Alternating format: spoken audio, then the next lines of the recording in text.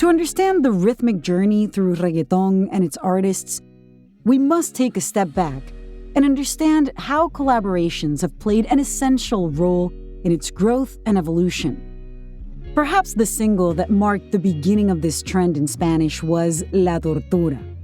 During the summer of 2005, Shakira and Alejandro Sanz joined forces, intertwining their creative strengths to bring to life that hip melting anthem that changed genres. Both were artists at the peak of their success, blending their styles each from a different Spanish-speaking corner of the world, creating a song with a catchy melody, relatable lyrics, and a very sexy video for the time, at a moment where Latin music was on the rise. It had it all.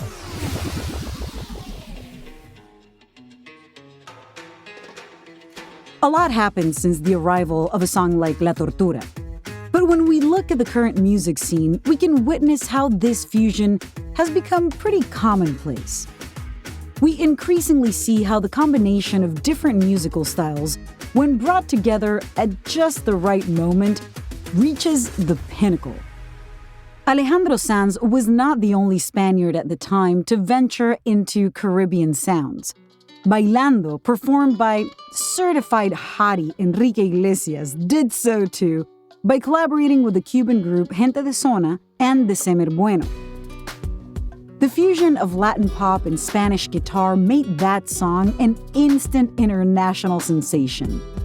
It could be said that it was an inheritance from his father, who also captured the hearts of millions of fans in the Americas decades ago by borrowing sounds that weren't typical of his homeland.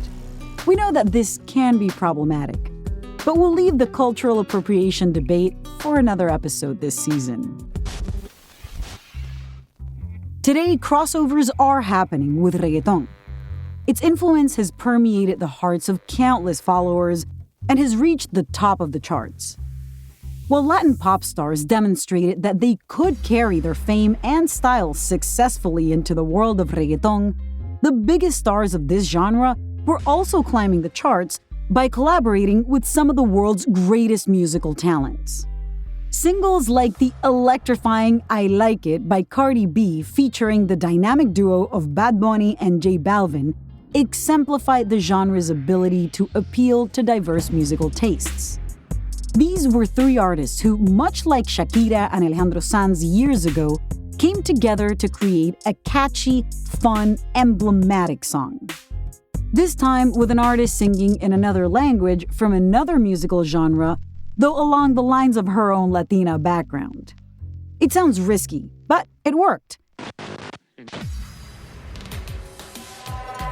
The fame and notoriety of Latin artists have grown as they ventured both within and outside the reggaeton genre. And leading US artists have taken notice and started releasing their own crossover hits. In 2017, Beyoncé seamlessly joined in to sing Mi Gente, originally by J Balvin and Willie William, adding an undeniable spark to this reggaeton anthem. Singing in, well, somewhat rusty Spanish, but also English, Queen D added her magical touch to the already popular song.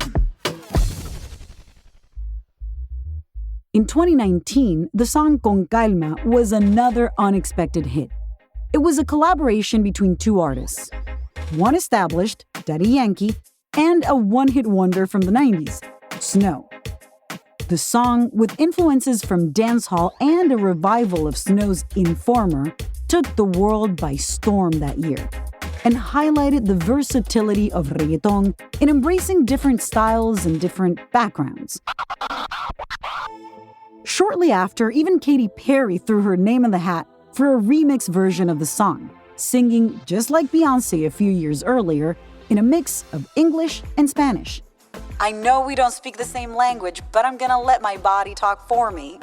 And then saying, Hola, me llamo Katy, a little mezcal got me feeling naughty. And then we can't forget the incredibly provocative collaboration Linda, featuring Rosalía and Toquilla. Two urban genre artists, but each in their own style. The first came from a background in classical flamenco. The second was known for a grittier trap sound. Llegué tarde a la cita, estaba con Rosalía. Las amigas que se besan son la mejor compañía. This intoxicating blend led to a reggaeton success that only reinforces what had been brewing for years: the reggaeton's infinite capacity for crossover. Today, it seems that every pop artist, regardless of their genre, has at least one reggaeton song, or participates in a collaboration within the style. While reggaeton has witnessed several crossover hits, not every collaboration has managed to hit the right notes. It's important to remember that the success of a collaboration depends on various factors, and not every effort can result in a chart-topping hit. But taking risks is the essence of the evolution of any genre, and reggaeton is no exception. And it can't be denied that the rewards that come from creating a crossover hit justify taking any risk. So what's the next big risk in the evolution of reggaeton? Well, it could be closer than you think. Just across the border from the United States in northern Mexico. Que rollo plebada, I'm the Nota Culichi. I'm a DJ and singer of Perreo Norteño, and I'm from Culiacán, Sinaloa. I am your host, Lilia Luciano, and in this episode, we explore the traditional sounds of the music of northern Mexico, how they've once again questioned just how far regional music can go in the world, and the way it has gradually blended into reggaeton. To delve into these rhythms, we speak with a representative of an intriguing blend that, while relatively new, has grand ambitions to elevate a combination that is proving to be fun. It's called Perreo Norteño. We'll see how more and more reggaeton and also pop artists flirt with rhythms that originated in the arid mountains of northern Mexico, and why this fusion has become a powerful duo that is sure to make headlines in the coming years. You'll see what I'm talking about. You're listening to El Flow Season 2, Episode 2, Crossover Collision. We'll be back with more after a short break.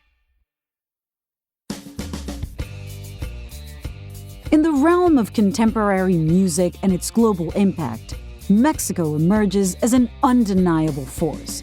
Its captivating melodies, exemplified by hits like Me Queda 1% by Bad Bunny and Grupo Frontera, resonate way beyond its borders, leaving an indelible mark on the world stage.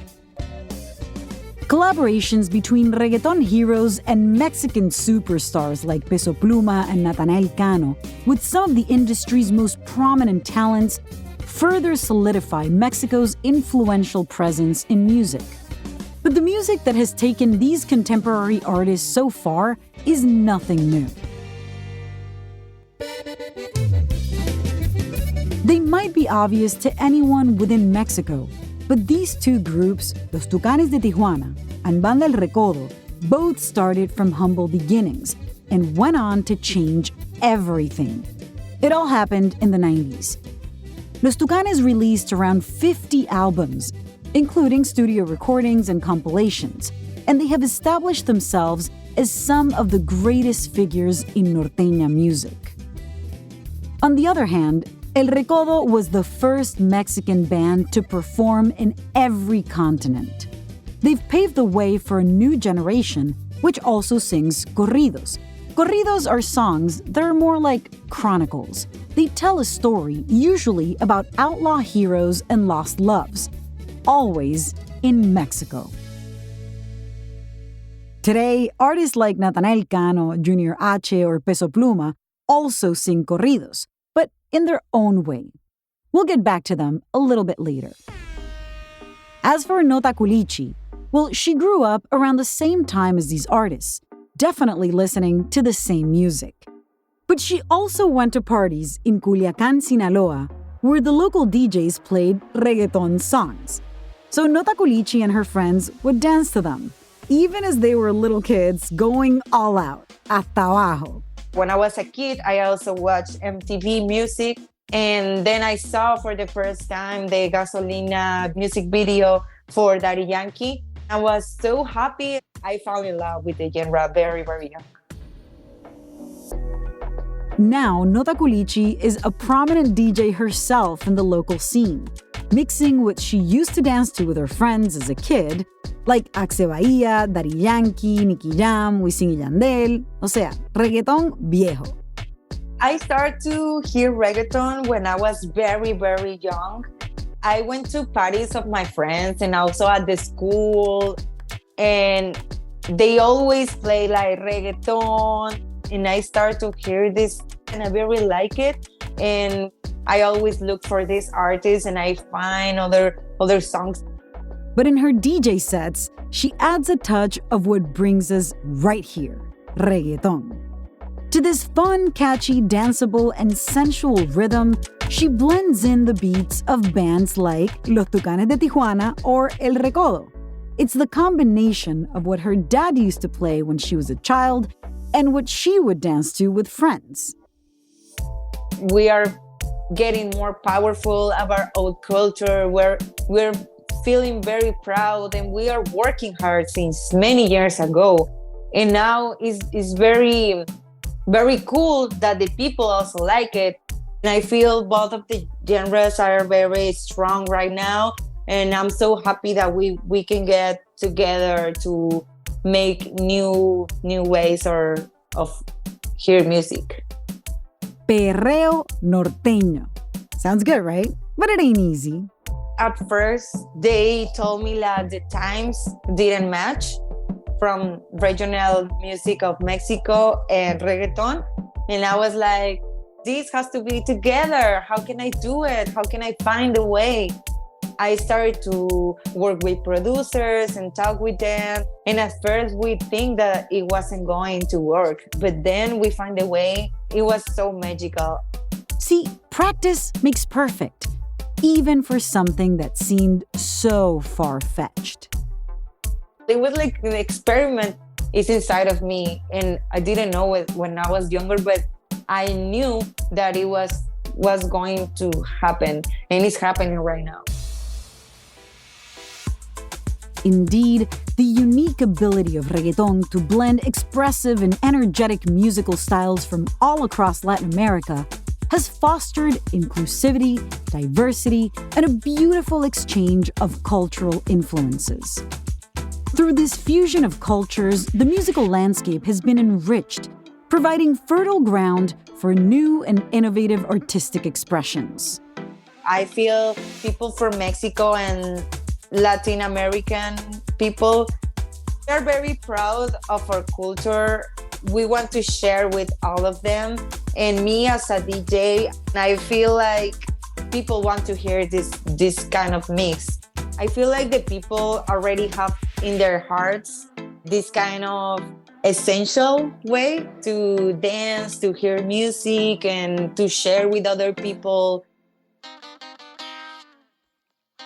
In the past, different countries had their own musical preferences, such as norteño, bachata, salsa, or more recently, reggaeton.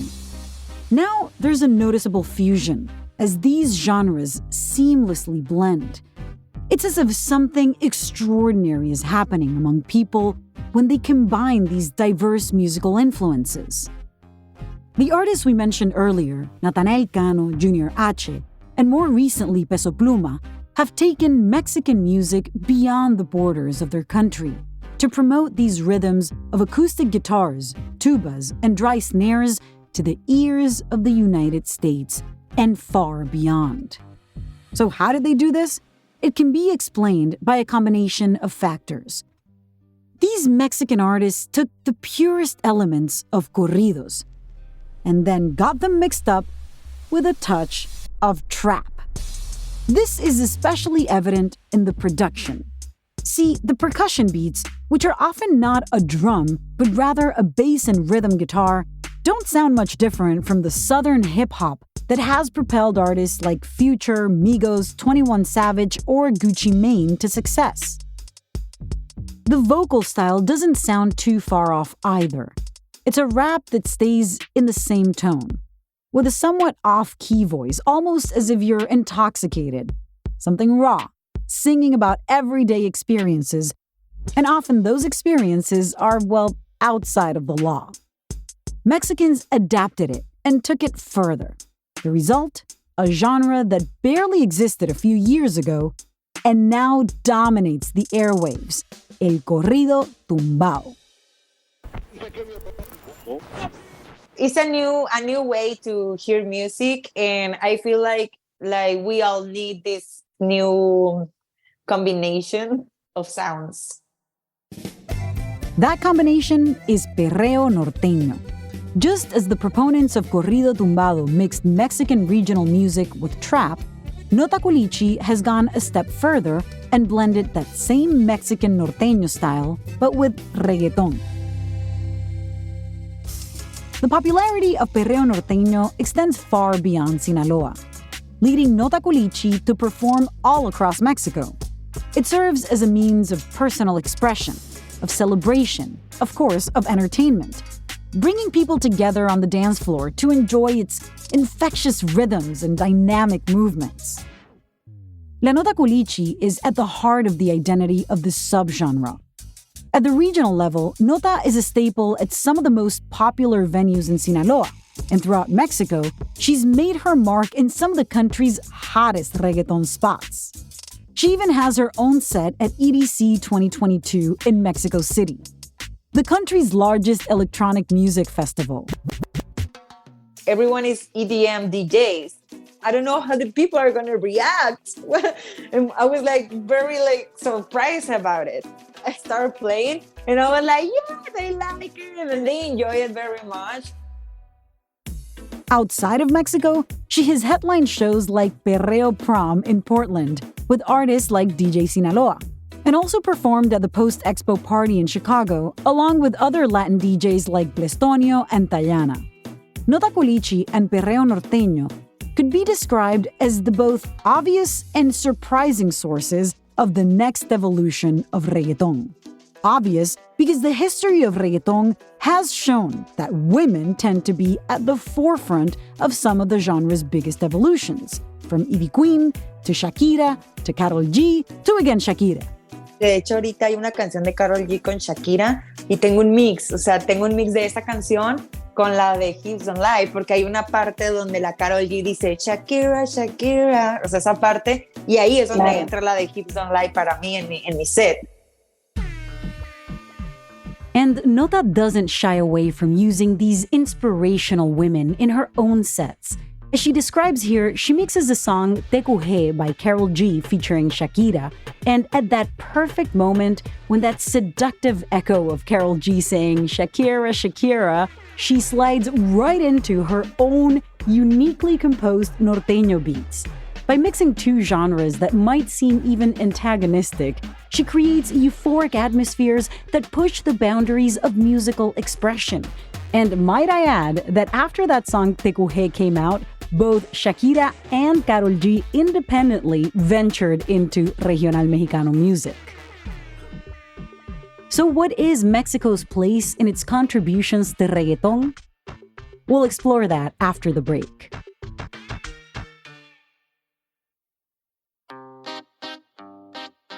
Nota Culichi is just one example of how regional Mexican music has managed to blend in a fun and contagious way into the global mainstream.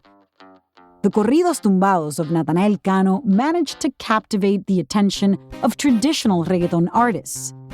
In 2022, Nata, as he's known in Mexico, brought his northern Mexican guitars into a song with Toquicha. Together, they achieved success with Kilos de Amor. It might not be strictly reggaeton, but it shares a lot in common, especially in the lyrics. Lo que sé es que me perdiste y no sé si te quiera ver. Nadie me quita las ganas y ahora me miran con tres. A seductive and bitter love song that plays heavily on the norteño side of music. But the cadence of reggaeton lyricism can be felt in those lines. What I know is that you lost me, and I don't know if I want to see you. Nobody takes away my desires, and now they see me with 3. Like Nota Culichi, corrido tumbado artists come from northern Mexico, a region with high violence rates, but where cultural offerings never cease to amaze. In August 2023, he teamed up with La Bichota herself, Karol G, to create a fun and unexpected dembow, but with the provocative lyrics that characterize the Colombian artist. Qué hijueputas ganas tengo de besarte, te vio en una foto y te imaginé sin ropa. Te mentiría si no estoy loca por verte con ese jeansito como te ves de culona. A playful back and forth with La Bichota and Peso Pluma teasing each other by repeating, "Damn, I really want to kiss you. I saw you in a photo and I imagined you naked. I'd be lying if I said I'm not crazy to see you in those tight jeans that make your ass look nice." And obviously, we can't talk about Reggaeton titans without mentioning my dear Maluma baby. This artist from Medellin surprised both his fans and his critics alike by joining this trend of taking reggaeton beyond its borders with regional Mexican music. In 2021, he released the song Cada Quien with Grupo Firme. This Mexican group took their collaborations with the reggaeton artist to the Coachella main stage in 2022 as festival headliners. And it seems that this music really touched Maluma's heart. 2 years later, he released the single Según Quien, along with the norteño singer Karin León. But the real musical surprise of 2023 was an artist from this musical style, Peso Pluma. Hassan Emilio Quebande, Peso Pluma, better known as La Doble P, is a young 23-year-old from Jalisco, Mexico. His first big hit was Ella Baila Sola, a collaboration with another Mexican band, Eslabón Armado. And it didn't take long for La Doble P to attract foreign artists. Skinny mini, like featherweight boxers, this artist proved himself a true heavyweight by quickly climbing to #1 on Spotify after his session with Bizarrap. Nowadays, Peso Pluma's corridos tumbados have crossed beyond their genre and merged with reggaeton. In August 2023, he teamed up with none other than La Bichota, Karol G, to create a fun and unexpected dembow, but with the provocative lyrics that characterize the Colombian artist. Qué hijueputas ganas tengo de besarte. Te vi en una foto y te imaginé sin ropa. Te mentiría si no estoy loca por verte. Con ese jeansito como te ves de culona. Es de la nueva era, pero baila todo. Baila una de Maluma y Tego Calderón. And obviously, we can't talk about reggaeton titans without mentioning Maluma baby. This artist from Medellin surprised both his fans and critics alike by joining in this trend of taking reggaeton beyond its borders into regional Mexican music territory. In 2021, he released the song Cada Quien with Grupo Firme. These Mexicans took their collaboration with the reggaeton artist to the Coachella main stage in 2022 as festival headliners. And it seems that this music really touched Maluma's heart. 3 years later, he released the single Según Quien, along with the northern Mexican singer Karin León. It may be just a passing trend, but it's undeniable that through experimentation, it has created an immense sound that is beginning to establish itself as the new leading sound on the reggaeton charts. In the past, these musical cultures were so distinct, especially in the United States. But the beauty lies in individuality. Different people from different countries, each with their own traditions, customs, accents, and sounds. When these diverse threads come together and blend, incredible sounds are born. The evolution of the genre continues through Nota Culichi's interpretations and blends, merging the authenticity of norteño and reggaeton. Inspired by reggaeton's pioneers, she boldly claims her moment and takes her place among the genre's royalty. Nota Culichi is leaving an indelible mark on the ever-evolving legacy of reggaeton.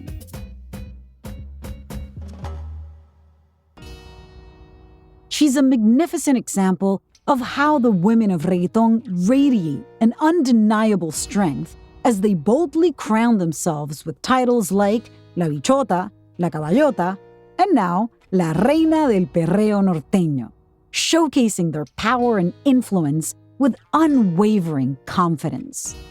Nota Culichi's story is a testament to the prosperous and ever-evolving threads that reggaeton continues to weave. The vibrant and captivating nature of reggaeton keeps resonating worldwide, solidifying its position as a global cultural force. Music is a universal language that reaches the soul and facilitates cultural exchange.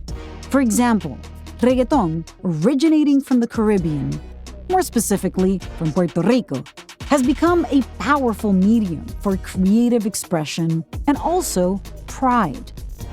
Its infectious rhythms and melodies transcend borders. They find a place in pop culture and they bring people together. But what happens when that same vibrant and captivating force that catapulted you to fame and stardom takes a dark turn? In the next episode, we'll delve into the clashing stories of reggaeton's most epic rivalries. From the decade-long feud between Daddy Yankee and Nicky Jam that ended their promising duo, Los Cangris, to diss tracks and public confrontations on social media between Cosculluela and Anuel AA, and the intense rivalry that reached its climax at the 2021 Latin Grammys between Residente and J Balvin. All of that in the next episode of El Flow.